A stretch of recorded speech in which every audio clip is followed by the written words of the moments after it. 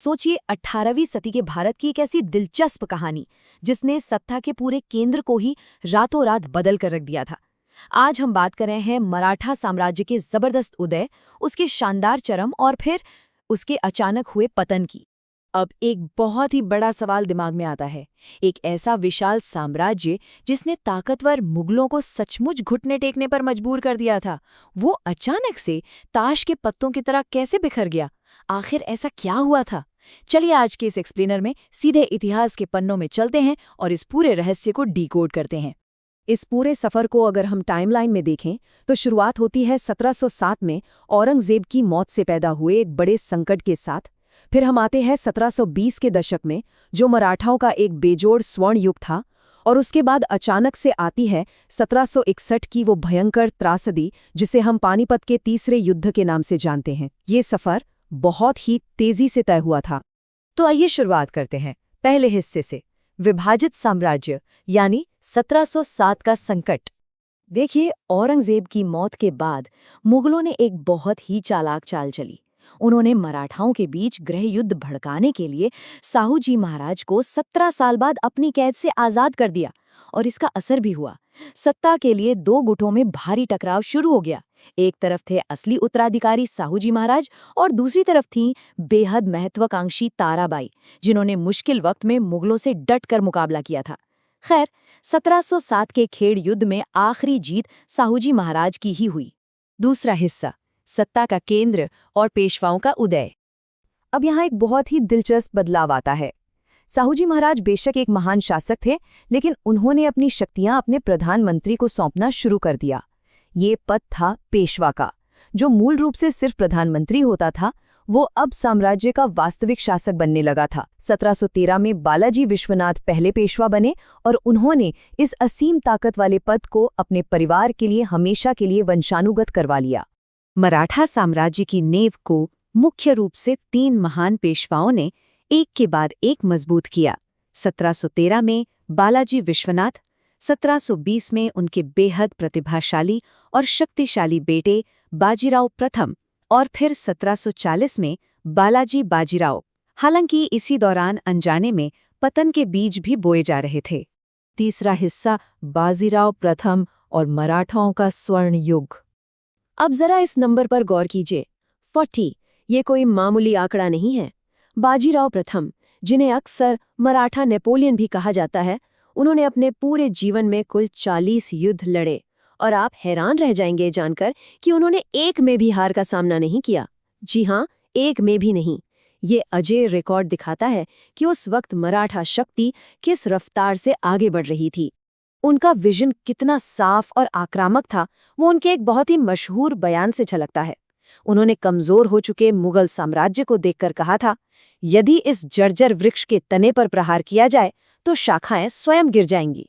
सच में क्या कमाल की रणनीति थी, सीधे दुश्मन की जड़ पर वार करने की सोच। और उनकी ये सैन्य उपलब्धियां सच में किसी चमत्कार से कम नहीं थी। शक्तिशाली निजामुल मुल्क को हराना, गुजरात पर पूरी तरह विजय प्राप्त करना, 1737 में बेखौफ होकर सीधे दिल्ली तक मार्च कर देना और 1739 में बसीन में पुर्तगालियों की सेना को बुरी तरह कुचल देना। उस वक्त पूरे भारत में मराठा ताकत को चुनौती देने वाला कोई नहीं था। लेकिन बात सिर्फ जमीन जीतने की नहीं थी। मराठों ने अपने दुश्मनों को आर्थिक रूप से भी बिल्कुल पंगु बना दिया था। निजामुल मुल्क जैसे विरोधियों को मजबूर कर दिया गया कि वे अपनी आय का 25% चौथ के रूप में और 10% सरदेशमुखी के रूप में सीधे मराठाओं को दें। सोचिए, दुश्मन का 1/3 खजाना तो बिना लड़े ही मराठों के पास आ रहा था। चौथा हिस्सा, शिखर और अहंकार, 1740 से 1761 का दौर। 1752 आते आते मराठा साम्राज्य अपने चरम पर था। लेकिन जैसा कि इतिहास गवाह है, जब आप शिखर पर होते हैं तो अहंकार बहुत जल्दी जन्म ले लेता है। पेशवाओं ने राजपूतों और जाट राजा सूरजमल जैसे अपने पुराने और भरोसेमंद सहयोगियों का विश्वास खो दिया। और इसका नतीजा, उत्तर भारत के असंतुष्ट गुटों ने मिलकर एक बाहरी ताकत अहमद शाह अब्दाली को युद्ध के लिए भारत बुला लिया। पांचवां हिस्सा, पानीपत की भयंकर त्रासदी, 14 जनवरी 1761। युद्ध के मैदान में उस दिन जो तस्वीर थी वो डराने वाली थी। एक तरफ अहमद शाह अब्दाली की 60,000 जवानों की बेहतरीन ट्रेनिंग वाली सेना थी, जिसके पास आधुनिक तोपखाना था, और दूसरी तरफ मराठा खेमे में 5 लाख लोगों की भीड़ थी। लेकिन रुकिए, इनमें से ज्यादातर लोग सैनिक थे ही नहीं, वो असंगठित नागरिक, महिलाएं और तीर्थयात्री थे। इतनी बड़ी गैर सैनिक आबादी को युद्ध के मैदान तक ले जाना एक भयंकर रणनीतिक भूल साबित हुई। यह सबसे अहम बात समझने वाली ये है कि ये भारी अति आत्मविश्वास ही विनाश की असली वजह बना। मराठा सेना के जो कमांडर थे, सदाशिव राव और विश्वास राव, वो बहादुर तो थे, लेकिन युवा और कम अनुभवी थे। उन्होंने स्थानीय लोगों का समर्थन लेने से साफ इनकार कर दिया। ऊपर से मल्हार राव होलकर जैसे अपनों ने ही ऐन मौके पर धोखा दे दिया। और सबसे बड़ी बात, उस लाखों की भीड़ को खाना खिलाने और संभालने के चक्कर में पूरी रसद प्रणाली ही चरमरा गई। और नतीजा बहुत ही दर्दनाक था। इसे आधुनिक इतिहास में किसी एक दिन में लड़े गए युद्ध का सबसे घातक दिन माना जाता है। मराठाओं की एक पूरी की पूरी पीढ़ी उस एक दिन में इस मैदान में खत्म हो गई।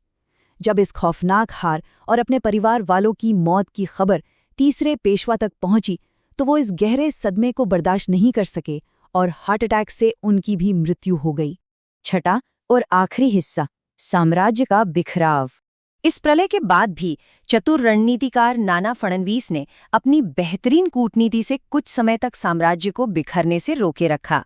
लेकिन साल 1800 में जैसे ही उनकी मृत्यु हुई, समझ लीजिए कि मराठा एकता का वो आखिरी धागा भी हमेशा के लिए टूट गया। अंततः ये महान और विशाल साम्राज्य 5 अलग-अलग टुकड़ों में बट गया। ग्वालियर में सिंधिया, बड़ौदा में गायकवाड़, नागपुर में भोंसले, इंदौर में होलकर और पुणे में पेशवा। इस आपसी बिखराव ने साम्राज्य को अंदर से इस हद तक खोखला कर दिया कि इसमें आगे चलकर अंग्रेजों के लिए पूरे भारत पर कब्जा करने का रास्ता बिल्कुल साफ कर दिया। तो अंत में एक बहुत ही बड़ा सवाल इतिहास के पन्नों पर हमेशा के लिए दर्ज हो जाता है।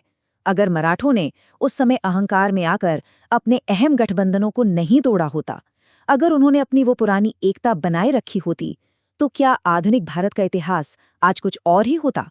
क्या हम कभी गुलामी नहीं होते? इतिहास के इस क्या होता अगर वाले विचार ने हमेशा से एक गहरी बहस को जन्म दिया है। खैर, इस एक्सप्लेनर में हमारे साथ जुड़ने के लिए आपका बहुत बहुत धन्यवाद।